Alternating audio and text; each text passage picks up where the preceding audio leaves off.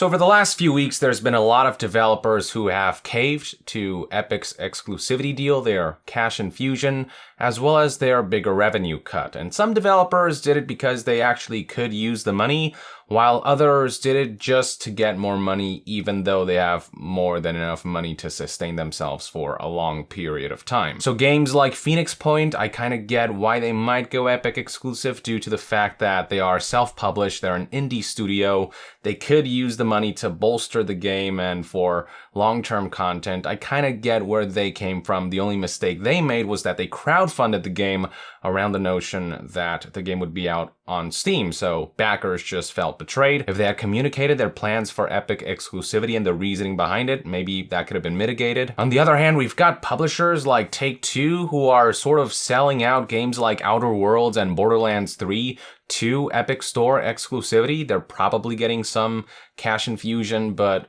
they're already rich as hell. I mean, Grand Theft Auto is making them so much money. Do they really need to go Epic exclusive? Do they really need that cash infusion? I don't think so. And the thing about games like Borderlands 3 is that we know they're gonna sell millions of copies. They're gonna make back their money and then some without the Epic cash infusion, so it's just woefully unnecessary to instigate all this ire. Now, while those developers caved to Epic's exclusivity deal for one reason or another, what about those developers who said no, or who would say no? Turns out there are more than a few who are willing to reject Epic exclusivity for the sake of integrity, and there's this Reddit user who posted a thread compiling certain developers who have expressed their thoughts against Epic exclusivity. As you can see, the post is trending, it's pretty popular, it's got 35,000 upvotes on the PC gaming subreddit, and one of the developers that they point out is a studio going by the name Dapper Penguin. They're the makers of a game called Rise of Industry. The user noticed that on the game's Discord, there was recently a discussion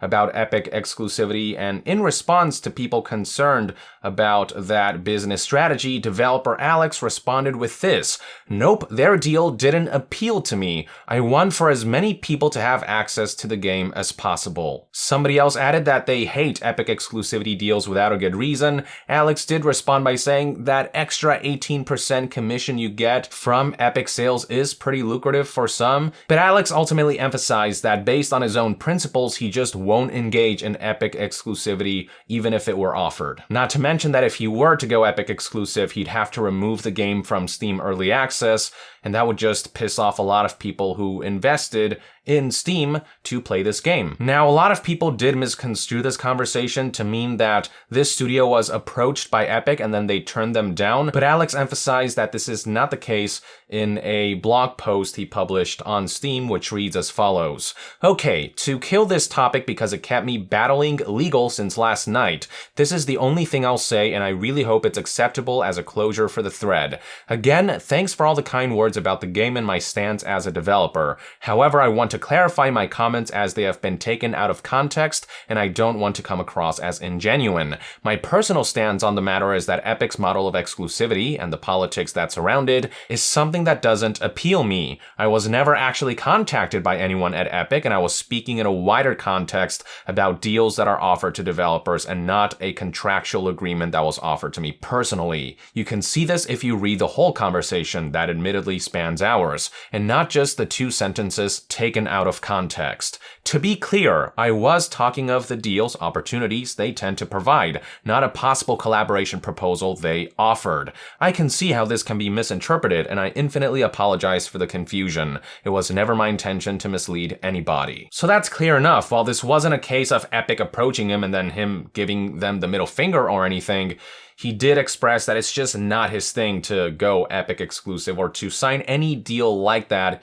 He just wants to keep this game as open as possible, spread it to as many people as possible without inviting any politics, any drama, anything that might upset certain crowds. He just wants to make a game and get it out there, which I respect. Next up, the Reddit user highlighted a post that was recently posted by Factorio developer Woob Software. So Factorio, for those who don't know, is yet another indie title. It is also in early access, And it is actually a very popular game. It's this SimCity style type of experience where instead of building a city, you're building a factory and you can create all these intricate infrastructures. It's really interesting. A lot of people are into it. And while the game has been in early access for a while, it is now being prepped for a 1.0 final release, which is really exciting. Now, with fear surrounding shady business models and unfavorable exclusivity deals, the developers took to a blog post to express what their goals are with version 1.0, and here's what they had to say on that front.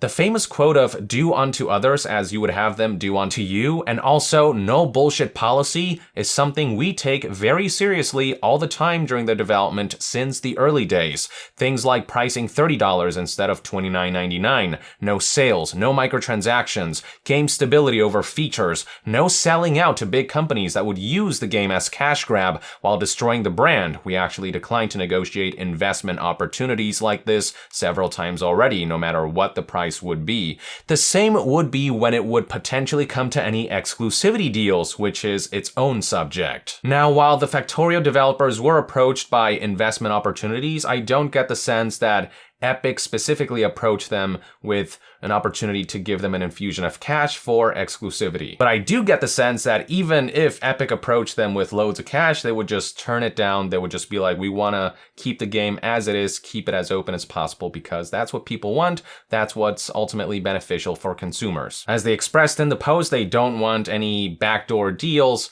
to compromise player choice. They don't want to strong arm anyone into using any specific platform, especially if that platform happens to be objectively inferior, just saying. And I'd imagine this is especially true when you consider that Factorio gained a lot of traction on Steam and on early access. A lot of people supported this game through Steam. It would be a betrayal to suddenly say bye-bye and go to Epic. Last but not least, the Reddit user highlighted none other than CD Projekt Red, who have confirmed twice that Cyberpunk 2077 would not be an Epic exclusive, that they would not be engaging in any such deals. The first time they confirmed this was on February 8th, 2019 on Twitter, when somebody asked them to not make the game Epic exclusive, to which they simply said, yeah, pass on that. They then confirmed this a second time a month later on March 21st, 2019. This was when global community lead Marcin Momot responded to a user asking about Epic exclusivity, and he said this: "Our goal is to make Cyberpunk 2077 available to as many gamers as possible on their platform of choice." So yeah, Cyberpunk 2077 has got everything going for it from a consumer perspective. It's this large, expansive, incredible looking single player experience. It's gonna come with free mini DLCs. That's gonna be followed up by paid expansions. There's gonna be no microtransactions, no DRM, and now we know no exclusivity. We are basically looking at a pure, unadulterated game with no frills, no bullshit, no strings attached, and it's just beautiful. Finally, one last developer that the Reddit user pointed to was none other than Chris Avellone. His name is pretty synonymous in the gaming industry, but for those who don't know who he is, he's known as the designer for Fallout 2. He was lead designer on Knights of the Old Republic 2. He did a bunch of projects with Obsidian, which is a pretty well-known studio for their RPGs, and he is the writer for Star Wars Jedi Fallen Order from Respawn Entertainment, which looks really good, as well as Vampire the Masquerade Bloodlines 2.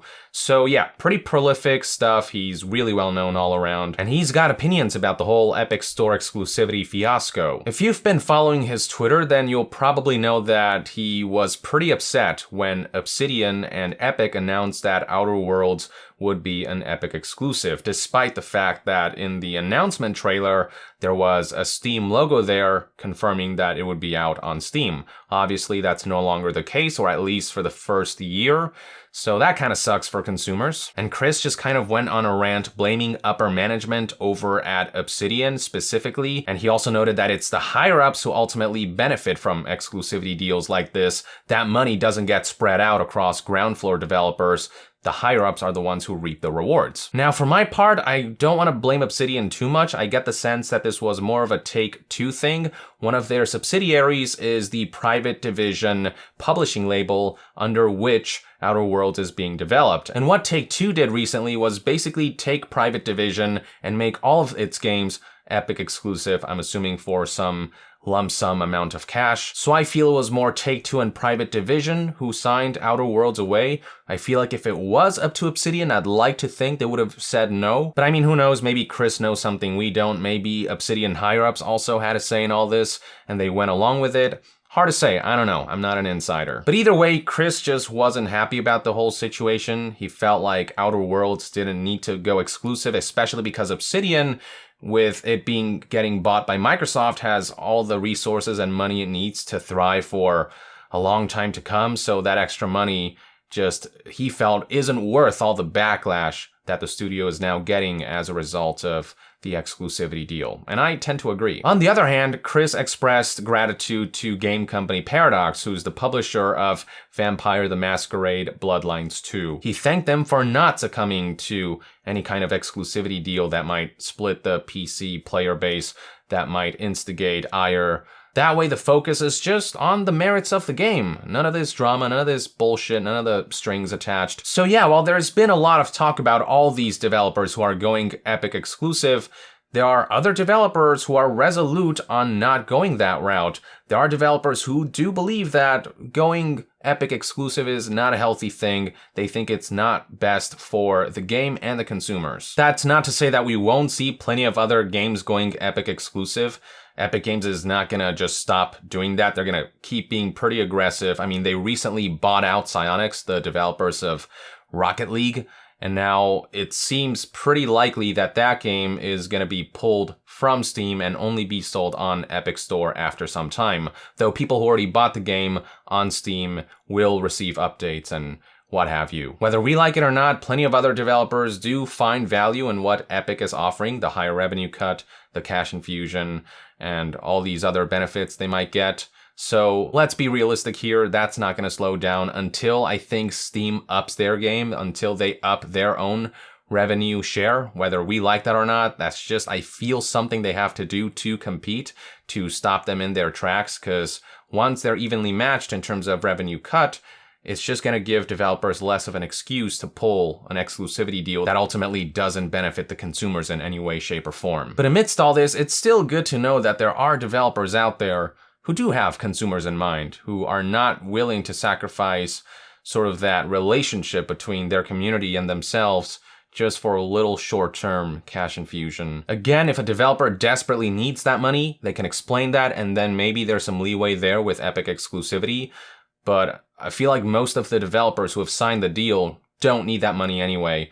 And the same goes for games like Factorio, which are highly successful. And CD Projekt Red, of course. I mean, they're making a lot of money. They're doing really well by themselves with Witcher sales and all these different things. So I'm glad that these developers aren't seeking out more money just for the sake of seeking out more money. They're striking a balance of business and being consumer friendly. I just find that worth keeping in mind going forward. It is in the end up to developers to sign the deal, and some are just not willing to do that. And I think in the long term, a lot of consumers are going to appreciate that, appreciate the gesture of, we're just making games, everyone should play it, we shouldn't force anything, we shouldn't strong arm anything. Just buy the game, play it, have fun. These are one man's take on these developers' statements in regards to Epic Store. Anyway, I'd love to hear what your take is on all of this in the comments below. With that, I would like to end this news update and discussion video. Thank you for tuning in.